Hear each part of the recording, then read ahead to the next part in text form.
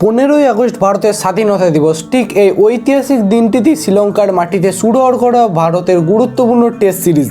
কোটি কোটি ভারতীয় ক্রিকেট ভক্ত যখন বুকে আশা নিয়ে অপেক্ষা করছিল যে টিম ইন্ডিয়া একটা দাপুটে জয় উপহার দেবে, ঠিক তখনই পর্দার আড়ালে এমন একটা ঘটনা ঘটে গেল যেটা শুনে আপনারা চোখ কপালে তুলতে বাধ্য হবেন। যে খেলোয়াড়টিকে নিয়ে ভারতের বোলিং আক্রমণের নীল নকশা তৈরি করা হয়েছিল, যিনি প্রতিপক্ষ বোলারদের কাছে, প্রতিপক্ষ ব্যাটসম্যানের কাছে, প্রতিপক্ষ টিমের কাছে একজন সাক্ষাৎ সন্ত্রাস, সেই জাসপ্রীত বুমরাহ কি সিরিজ শুরু হওয়ার আগেই প্র্যাকটিস সেশনে মারাত্মকভাবে ইনজুর্ড হয়ে গেছেন। হ্যাঁ, আপনারা ঠিকই শুনেছেন। যে আশঙ্কার কথা এতদিন ধরে অনেক ক্রিকেট বিশেষজ্ঞ বারবার ধরে বলে আসছিল, আজ ঠিক সেটাই অক্ষরে অক্ষরে সত্যি হলো। প্রধান কোচ গৌতম গম্ভীর আর প্রধান নির্বাচক অজিত আগারকারের একটা চরম গাফিলতি আর ভুল সিদ্ধান্ত আজ টিম ইন্ডিয়াকে এমন এক খাদের কিনারা এনে দাঁড় করিয়ে দিয়েছে। মাসুল হয়তো পুরো দলকে সামনের বহু বছর ধরে দিতে হবে। শ্রীলঙ্কার বিরুদ্ধে টেস্ট সিরিজের এই সূচি কিন্তু বেশ শক্ত ছিল। প্রথম টেস্ট ম্যাচটি শুরু হতো 15ই আগস্ট থেকে এবং চলতো 19 আগস্ট পর্যন্ত, আর দ্বিতীয় টেস্ট ম্যাচটি 23 আগস্ট থেকে 27 আগস্ট পর্যন্ত খেলা হতো। দুটি ম্যাচই শ্রীলঙ্কার দুই ভিন্ন স্টেডিয়ামে আয়োজিত হবে। কিন্তু ম্যাচ শুরু হওয়ার আগেই ভারতীয় স্কোয়াডে এবং প্রধান একাদশ নিয়ে যা যা ঘটনা ঘটে চলেছে তা দেখে কোনো সাধারণ ক্রিকেট প্রেমী অবাক হয়ে যাবেন। তরুণ শুভমান গিল অধিনায়কের দায়িত্ব নেওয়ার পরে একাদশ যেভাবে সাজানো হয়েছে, তখন থেকেই বোঝা যাচ্ছিল দলের ভিতরে বড় রকমের তালগোল পাকিয়ে গেল। কখনো কোনো দলকে কি দুর্বলভাবে দল সাজাতে দেখেছেন? একটু ভালোভাবে নজর দিলে বুঝতে পারবেন ইন্ডিয়ান প্রিমিয়ার লিগ বা IPL এর তরুণ মুখগুলিকে টেস্ট ক্রিকেটের মতো বড় একটা ফরম্যাটে হুট করে এনে বসিয়ে দেওয়া হয়েছে। সাই সুদর্শনের মতো একজন ব্যাটার, যিনি এখনো টেস্ট ক্রিকেটের মেজাজটা ঠিকঠাকভাবে বুঝতেই পারেননি, তাকে একাদশে রাখার পরিকল্পনা করা হচ্ছে। দেবদূত পাটিকালের মতো খেলোয়াড়, যিনি IPL এর একটা ম্যাচে 4 ছক্কা মেরে একটা বড় ইনিংস খেলে নজর কেড়েছিলেন, তাকেও হঠাৎ করে টেস্টের অভিজ্ঞতা ছাড়াই তাকে টেস্ট ক্রিকেটে আনা হয়েছে। আর তার সাথে রয়েছে KL রাহুল। এই সিদ্ধান্ত কিন্তু কোনো সুদূরপ্রসারী পরিকল্পনার অংশ বলে মনে হচ্ছে না। একসময় ভারতীয় ক্রিকেট দলের নিয়ম ছিল সম্পূর্ণ ভিন্ন। নির্বাচকদের সামনে সবথেকে বড় চ্যালেঞ্জ ছিল সেরার থেকে সেরা খেলোয়াড়কে বেছে নেওয়া। আমাদের কাছে এত বেশি মানসম্মত খেলোয়াড় থাকতো যে কাকে ছেড়ে কাকে নেবে সেই বিভ্রান্তি তৈরি হতো। আর আজকের দিনে পরিস্থিতি এমন জায়গায় গিয়ে ঠেকেছে যে বাজে খেলোয়াড়দের ভিত থেকে তুলনামূলকভাবে ভালো কাউকে খুঁজে বের করতে হচ্ছে। এই খেলোয়াড়দের মাথায় ঠিক আছে কিনা, পায়ের কাজ ঠিক হচ্ছে কিনা, আর 5 দিন ধরে মাঠের লড়াইয়ে টিকে থাকতে পারবে কিনা, সেসব কোনো হিসাব দলের টিম ম্যানেজমেন্টের কাছে নেই। যে ছেলেটি IPL এর 4 ওভারের T20 ফরম্যাটে খেলে অভ্যস্ত, তাকে লাল বলের ওভারে দীর্ঘমেয়াদী ফরম্যাটে নামিয়ে দেওয়া হচ্ছে। এমনকি কোনো পেশাদার দলের চলতে পারে বলে আপনার মনে হয়? অন্যদিকে উইকেট কিপিং এবং মিডল অর্ডার, এই দুটি পজিশন নিয়ে যা ঘটছে, যা নাটক চলছে, তা আরও অদ্ভুত। ঋষভ পান্ত আর ধ্রুব জুড়েল, এই দুজনের মধ্যে কাকে রাখা হবে, কাকে খেলানো হবে এবং কাকে বসানো হবে, সেই সিদ্ধান্ত নিতে দিনের পর দিন কেটে যাচ্ছে। অথচ একটু লক্ষ্য করলেই দেখবেন ঋষভ পান্ত কিন্তু T20 আর একদিনের আন্তর্জাতিক দল থেকে অনেকটাই দূরে সরিয়ে দেওয়া হয়েছে তাকে। আর টেস্টেও যখন কোনো অভিজ্ঞতার বিকল্প খুঁজে পাওয়া যাচ্ছে না, তখন বাধ্য হয়ে তাকে ডেকে আনা হচ্ছে। রবীন্দ্র জাদেজার মতো এত বড় মানের বিশ্বমাপের প্লেয়ারকে, যিনি এত বড় অলরাউন্ডার, তাকেও রাখতে হচ্ছে দলে এক প্রকার বাধ্য হয়ে। যেন মন থেকে তারা জাদেজাকেই চাইছে না। কখন যে জাদেজা দল থেকে পাতা কেটে দেওয়া হবে তা জাদেজা তো জানেনই না, এমনকি অন্য দলে যে সহপাঠীরা আছে তারাও জানে না।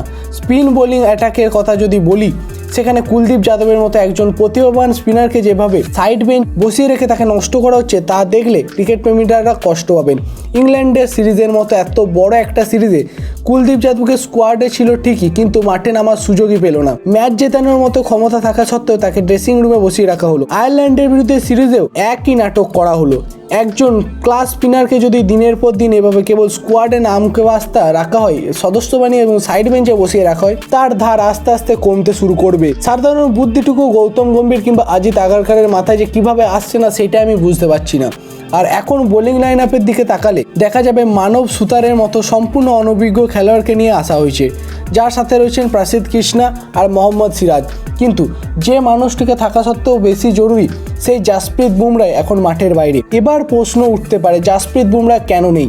এর পিছনে রয়েছে গৌতম গম্ভীর এবং ভারতীয় দল ব্যবস্থাপনার সম্পূর্ণ পরিকল্পনাবিহীন চিন্তাভাবনা। বারবার সচেতন করা সত্ত্বেও জাসপ্রীত বুমরাহকে এমন সব অপ্রয়োজনীয় দ্বিপক্ষীয় সিরিজে খেলানো হয়েছে, খাটানো হয়েছে, তাকে দিয়ে বোলিং করানো হয়েছে, যাতে কোনো যুক্তি ছিল না। জাসপ্রীত বুমরাহ হলেন ভারতীয় দলের একজন হীরের টুকরো, আর তার বোলিং অ্যাকশন সম্পূর্ণ আলাদা। এর ফলে তার শরীরে প্রচুর অতিরিক্ত চাপ পড়ে।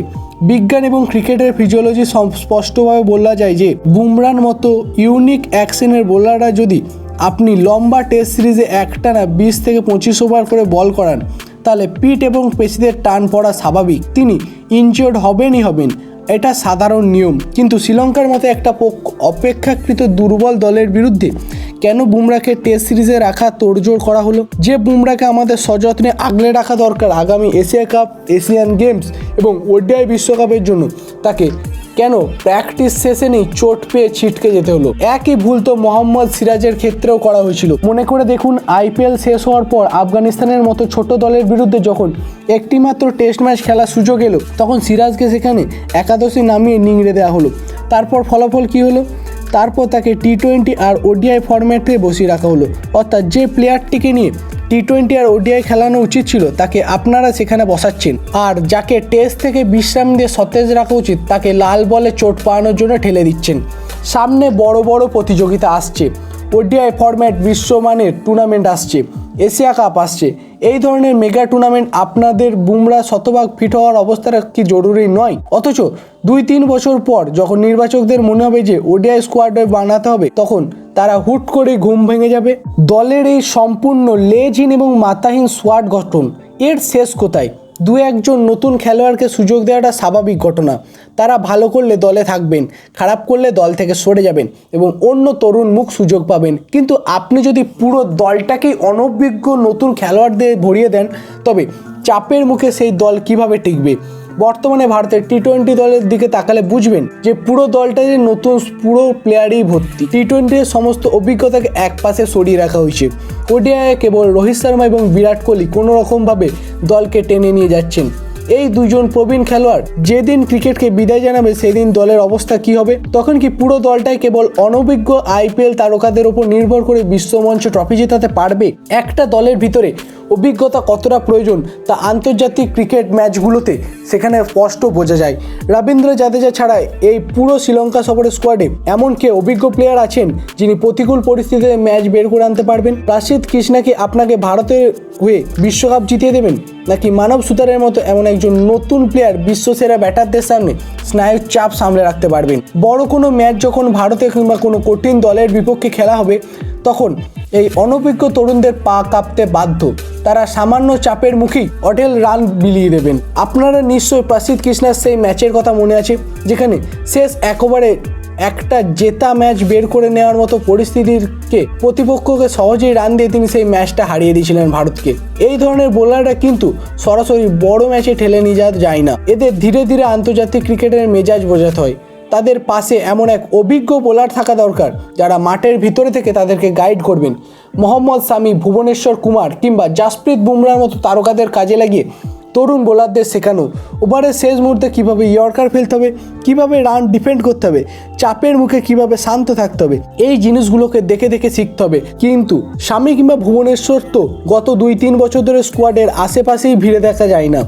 একসময় আমাদের ব্যাকআপ হিসেবে মোহাম্মদ শামি ছিলেন, ভুবনেশ্বর কুমার ছিলেন, জাসপ্রীত বুমরা না থাকলেও মনে ভরসা থাকতো যে আমাদের কাছে শামি আছেন, তিনি ইনিংসের হাল ধরবেন। কিন্তু আজ সেই জায়গাটা একদম ফাঁকা হয়ে দাঁড়িয়েছে।